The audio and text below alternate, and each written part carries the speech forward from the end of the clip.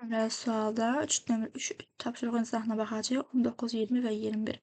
Deməli, 19 nömrəli sualda deyir ki, fermer yanacaq ehtiyatının 0,2 dövrdə 7 hissəsini işlətdikdən sonra 11,7 ton yanacağı qalıb. Fermerin neçə ton yanacaq ehtiyatı var idi? Deməli, yanacaq ehtiyatımız bilmirik nə qədərdir? X-dir. Bunu X qəbul etsək, ümumi yanacaq ehtiyatımızı, çünki bizdən onu soruşur.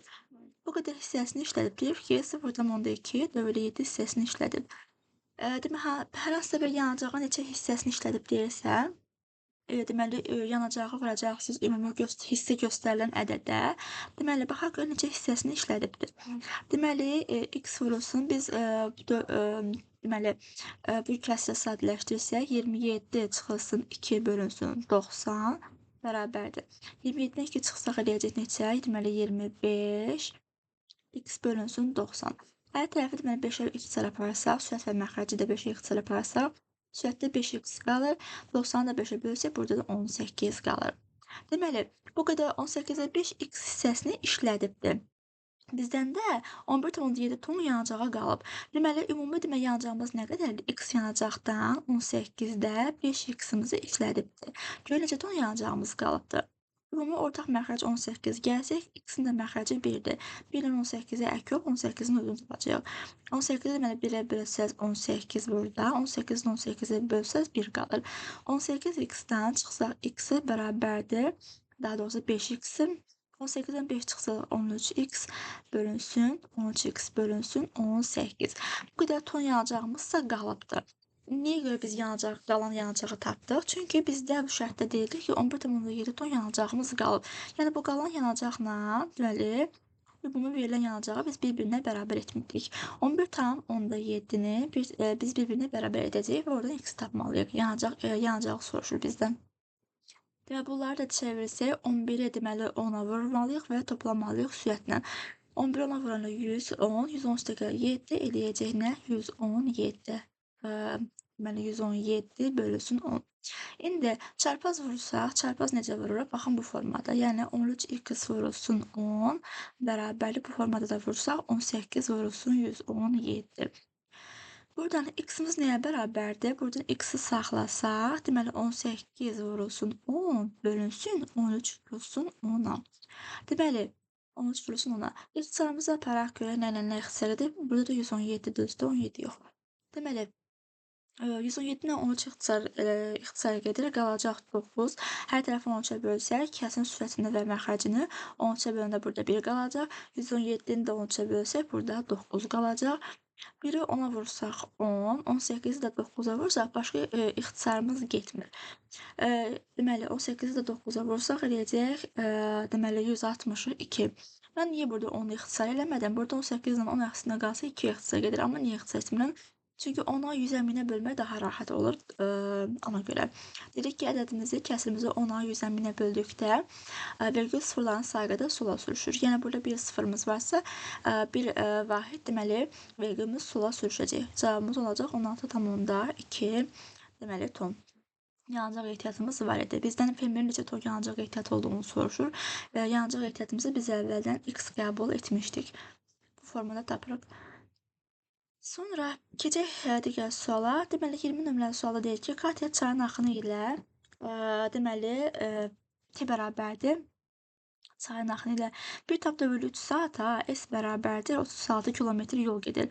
S bərabərdir 36 kilometr çayın axını ilə gedir. Çayın axma sürətini verilib mənə. Deməli, çayın axma sürəti V çayın axma sürəti 2 dövrdə 6 kilometr saat olarsa, Katya çayın axınına qarşı 2,5 saata nə qədər yol gedər? Ümumiyyətlə, birinci hissəni oxuyaq. Deyək, Katya çayın axını ilə bu qədər gedir. Çayın axını ilə bu qədər gedir. Deməli, çayın axını ilə olan düstur nəyə bərabərdir? S bərabərdir ümumi VT-dən. S bərabərdir axın ilə sürətimiz V çay üstə gəlinsin V kater, V kater üstə gəlinsin V çay vurulsun T. Bu çayın axını ilə olan istiqamətdir.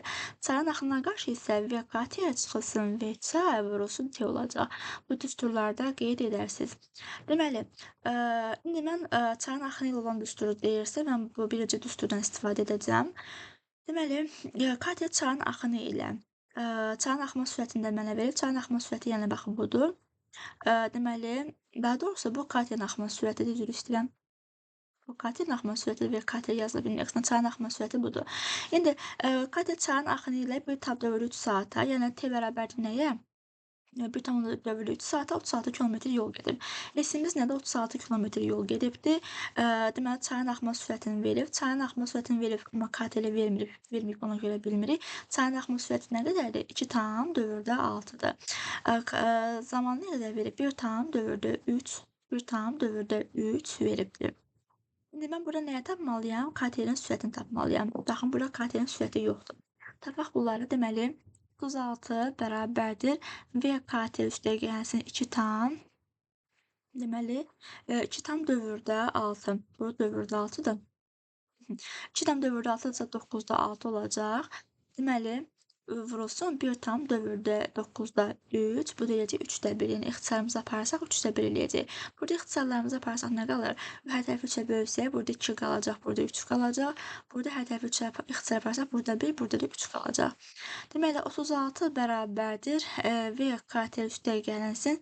Deməli, bunları düzgün, qarşı kəsri düzgün olmayan kəsrə çevirsək, 3 dəfə 2-nin 6, üstəgəlsin 2, 8 bərabər vurulsun. 3 dəfə 1-in 3, üstəgəlsin 1, 4 edəcək. Baxın, bu 1-ə vurduq, üstə gəldik bu sürətdəki 1-i. Deməli, indi hesablayaq. 36, deməli, mənə tapmaq lazımdır nəyi? Bu tənli yavaş hissəsi həll etsək, və Katya plus 8 bölünsün 3 nəyə bərabərdir? Demək ki, bu ədədimizi saxlasaq burada, 36, burada vurmadırsa, bu tərəfə keçəndə olacaq nə? Bölmə. 4 bölünsün 3-ə. Və Katya üstəgəlsin 3-də 8 bərabərdir nəyə? 36 vurulsun 4-də 3-ə. 36 ilə 4 ixtisar qədər 9 qalır burada. Burada 1 qalır.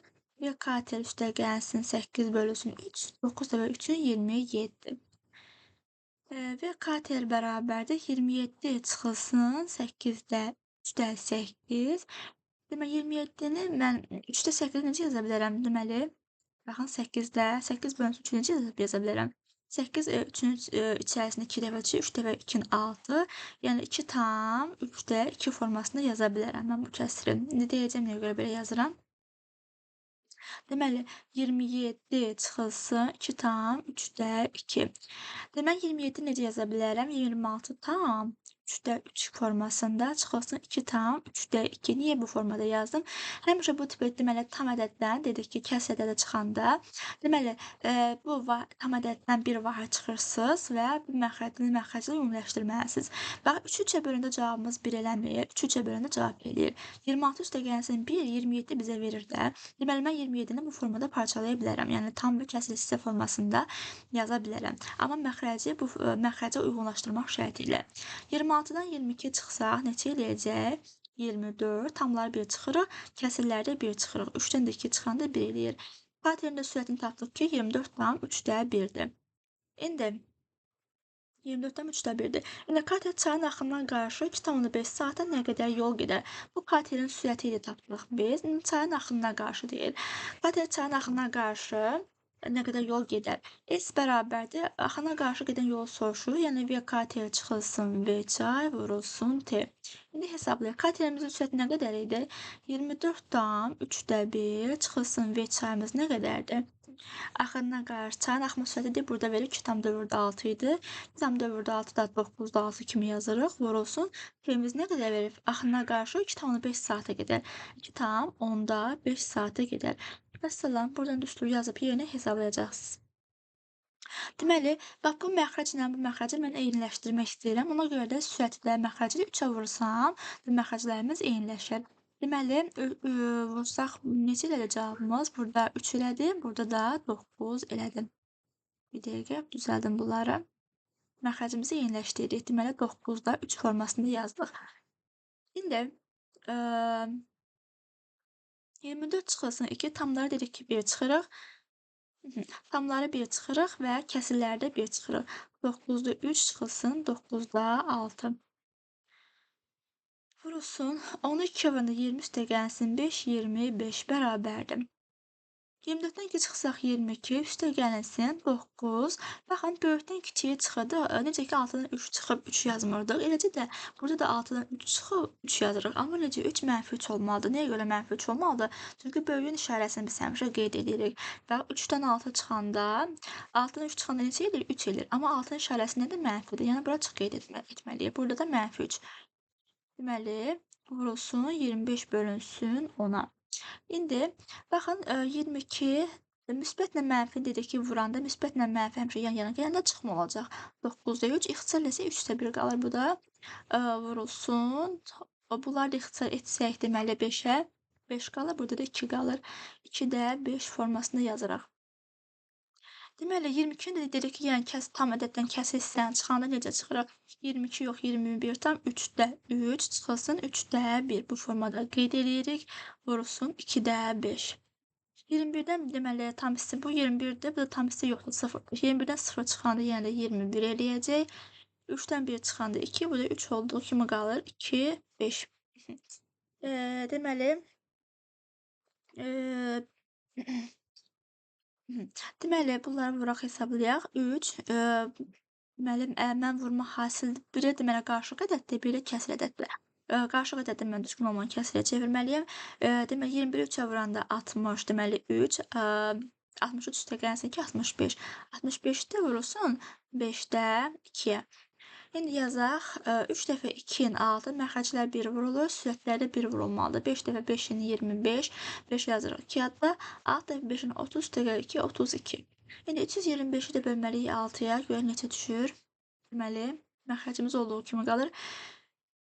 325-i də 6-ya bölsək, 6 dəfə 5-in 30 eləyir. 2, 2 6-ya bölünmür, 5-də əlavə edirik. 6 dəfə 4-ün 24, 5-dən 4 çıxanda 1 eləyir. Deməli, tam hissəmizi yazırıq. 54-dən 6-da 1. Qalıqımız həmişə sürətdə qeyd olunur. Cavab 54-dən 6-da 1-dir. İndi bir də ümumi olaraq baxırsınız suallara. Baxın, bu formada əvvəldən göstərirəm. Baxın, bu formada qeyd olunur. Yəni, hesablamalara baxsınız bir daha çox sadədir. Bəzi xırda hissələr var ki, onlara müsbət işarələrə diqqət etməlisiniz. Baxın, məsəl üçün, buradakı işarələrə, burada işarələrə fikir vermək lazımdır ki, müsbətlə mənfi yan-yana gələndə cavab həmişə çıxma olur. Burada işarə çıxma olacaq. Sonra keçək növbəti suala, sonuncu sualımıza. Motorlu qayıq yenə çayın axınına qarşı və axın ilə sürətdən bu söhbət gedir. Motorlu qayıq çayın axınına qarşı T bərabərdir 2 tam dövrdə 4 saata, S bərabərdir 44 kilometr yol gedir. Deməli, çayın axma sürəti V çayın axma sürəti verib 2,3D2 2,3D2 olduqda motorlu qayığın çayın axını ilə deməli, çayın axını ilə bu saatda neçə kilometr yol getdiyini tapır. Deməli, burada da T var, S var və çayın sürəti var. Nəyin sürəti yoxdur? Motorlu qayığın sürəti yoxdur. Motorlu qayığın sürətini tapmalıyıq biz birinci. Deməli, çayın axınına qarşı olan sürətdən söhbət gedir. S bərabərdir V motorlu qayıq çıxılsın V çay vurulsun T. Deməli, S-imiz nə qədərdir? 44 bərabərdir. Motorlu qayığın sürəti bilmirik, X qəbul edirəm. Çıxılsın V çayın sürəti 2,3/2. T-miz nə qədərdir? 2,9-da 4 olacaq. Çevirsək onları. Dövrdür çünki 2,9-da 4 eləyəcək. Deməli, buradan X çıxılsın. Bunları çevirsək 3 dəfə 2-nin 6, üstəgəl 2, 8 bərabərdir. 44 bölünsün. 9 dəfə 2-nin 18 üstəgəl 4, 22 eləyir. Bax, bu ifadəni saxladım və bunu keçirdim bərabərliyin sol tərəfinə. Vurmadası olacaq nə? Bölmə. X çıxılsın 8 bölünsün 3 bərabərdir nəyə? 44 vurulsun. Deməli, 22-də 9-a, bura 2 qalacaq. X çıxılsın 8 bölünsün 3 bərabər 9 dəfə 2, 18-ə. X burada nəyə bərabərdir? 18 üstə gəlinsin 8-də 3-ə. 18 üstə gəlinsin 8 bölü 3-ü necə yazaram? 3-də, deməli 2,3/2. Baxın, həqiqətən də 3-ü 2-yə vuranda 6, üstəgəl 2, 8 eləyir də. Yəni, o cavab eləyir. Tamları bir toplayacaq. 18 üstə gəlsin 2, 20, tam 3/2. Bu formada qeyd olunur. Bu motorlu qayığın sürəti idi. V motorlu qayığın sürəti.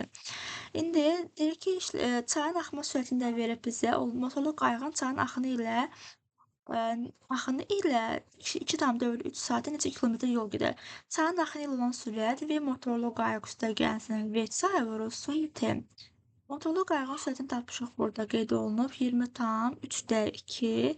Çayın axını ilə sürətimiz qeyd olunub. Çayın axınına qarşı çayın axma sürəti verib 2,3/2, yəni 2,3/2 neçə eləyəcək? Çevirsək bunu düzgün ya çevirməyək, elə belə saxlayaq. 2,3/2 vurulsun t-miz nə qədərdir? 2,4/3, yəni 9/3. O da x-əgəsi 3/1 qalacaq. Bərabərdir. Deməli, 20 üstəgəlsin 2, 20 üstəgəlsin 2, 22. 2 üstəgəlsin 2, 4 eləyir, vurulsun 2,3/1. Bərabərdir. 22 tam sürət məxrəcdən bax böyük olduğuna görə mən bunu necə parçalaya bilərəm? 22 üstəgəlsin 4 bölünsün 2 necə yaza bilərəm? 1,3/1 kimi yaza bilərəm. Çünki 3-ü 1-ə vuranda 3 üstəgəlsin 1, 4 eləyir də. Vurulsun, deməli 3 dəfə 6 üstəgəlsin 1, burada vurursan düzgün olmayan kəsə çeviririk. Sonra 22 üstəgəlsin 1, 23,3/1 vurulsun 3/7 bərabərdir. Deməli, 23 3-ə vursaq, deməli 40 üstəgəlsin 1, 50 vurulsun 7 bölünsün 3-ə. 3 dəfə 3-ün 9, 50-ni də 7-yə vursaq neçə eləyəcək? 7 dəfə 5-in 31, 350. İndi 350-ni mən 9-a bölməliyəm. Çünki düzgün olmayan kəsrdir. Cavab belə də verə bilər. Qarışıq kəsr formasında da verə bilər. Amma cavabı mənə qarışıq kəsr formasında verib. 35 9-un içərisində neçə dəfə yerləşir? 9 dəfə 3-ün 9 dəfə 4-ün 36 edir. Ona görə 3 götürürəm. 9 dəfə 3-ün 27. 15-dən 7 çıxsa 8 bölümü 0 da əlavə edirəm. Sonra deməli, çayın axını ilə olan sürəti soruşur məndən. Deməli, baxaq görə bura nə səhv qeyd elədim. Bir dəqiqə. Mən burada səhv eləmişəm. Səhvimi tapdım deməli. Bir dəqiqə. Bir hesab səhv eləmişəm. Deməli, 23-ü 3-ə vurub 50 yazmışam. 50 deyil. Deməli, 23-ü 3-ə vuranda deməli, məxrəc olduğu kimi qalacaq. 69 üstəgəlsin 1, 70. 23 3-ə vuranda 69 üstəgəlsin 1, 70. Bu da 3 olduğu kimi də 7/3 olduğu kimi də yazılır. 3 dəfə 3-ün 9, 7 və 7-nin 49 və 0 da yanında qeyd olunur.